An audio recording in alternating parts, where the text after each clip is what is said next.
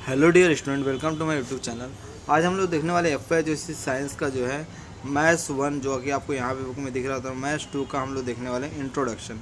Means what, maths 1 में क्या chapters होते हैं, मैथ्स 2 में क्या चैप्टर, वो देखने वाले हैं। जैसा कि आपको टेंथ स्टैंडर्ड में क्या होता है, आपको एक सब्जेक्ट होता है अलजेब्रा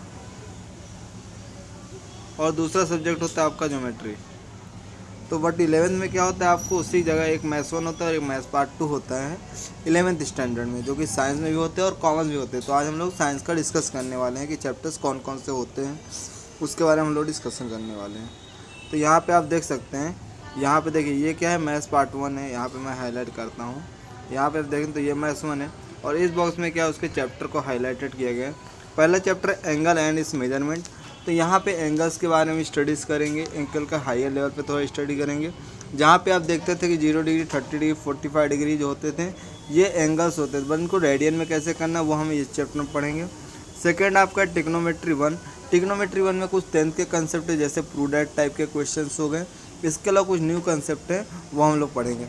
टिग्नोमेट्री 2 में हम लोग देखेंगे अलाइंड एंगल क्या होते हैं। जैसे आपने पढ़ा होगा कि sine 90 minus theta cos theta होता है, तो साइन 180 माइनस थीटा क्या होता है, साइन 270 माइनस थीटा क्या होता है। ये सब चीज़ें टिग्नोमेट्री 2 में पढ़ेंगे। उसके बाद है आपका chapter number 4, that is determinant and matrices. तो ये क्या होता है, डिटर्मिनेंट आपने ऑलरेडी 10th स्टैंडर्ड में पढ़ा है, यहाँ पे थोड़ा उसका डिटेल में रहेगा। 10th में आपने 2x2 पढ़ा है, यहाँ पे 3x3 रहेगा। और मैट्रिसेस जो होता है वो डिटर्मिनेंट का एक्सटेंशन पार्ट होता है। उसके बाद आता है आपका स्ट्रेट लाइन। जैसा कि 10th स्टैंडर्ड में आपने स्लोप पढ़ा होगा, तो स्लोप पढ़ा होगा आपने, तो उसके आगे के इक्वेशन है यहाँ पे। सर्कल 10th में पढ़ा है, 10th के आगे का पार्ट सर्कल का है। कॉनिक सेक्शन क्या होता है, देखिए जो आपने कोन पढ़ा होगा, तो कोन के आगे का पार्ट जो होता है वो कॉनिक्स में आता है। मेजर ऑफ डिस्पर्जन प्रोबेबिलिटी जो 10th में पढ़ा है, उसके आगे का एक्सटेंशन पार्ट है। तो ये हुआ क्या हुआ आपका मैथ्स पार्ट 1। इसके बाद हम लोग देखेंगे मैथ्स पार्ट 2 का में चैप्टर्स क्या होते हैं। तो यहाँ पे आप नीचे देख सकते हैं, यहाँ पे मैथ्स पार्ट 2 की, ये मैथ्स पार्ट 2 की बुक ऐसी आपकी दिखती है साइंस की। पहला चैप्टर कॉम्प्लेक्स नंबर, दूसरा सीक्वेंस एंड सीरीज। तो आपने 10th में सीक्वेंसेस पढ़ा है, उसके आगे का पार्ट आता है सीरीज आता है, तो हम लोग पढ़ने वाले हैं। सीक्वेंसेस में आपने एपी पढ़ा है। 11th में क्या है आपको GP means word geometric progression, और उसके बाद एचपी वो है। और सीरीज़ का मतलब क्या होता है, कोई भी मतलब जैसे कोई भी नंबर है उनका एडिशन करते हैं तो उनको हम लोग सीरीज बोलते हैं। उसके बाद परमुटेशन कॉम्बिनेशन है।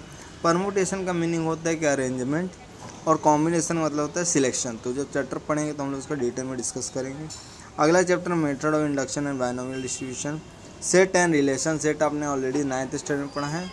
रिलेशन आपके लिए नया टॉपिक बट बहुत ईजी। उसके बाद आता है फंक्शन, उसका लिमिट, कंटिन्यूटी, डेरिवेटिव। तो लिमिट, कंटिन्यूटी, डेरिवेटिव आप देखेंगे तो सेम कलर से हाईलाइटेड है, क्योंकि ये सारे चैप्टर एक दूसरे इंटर रिलेटेड है।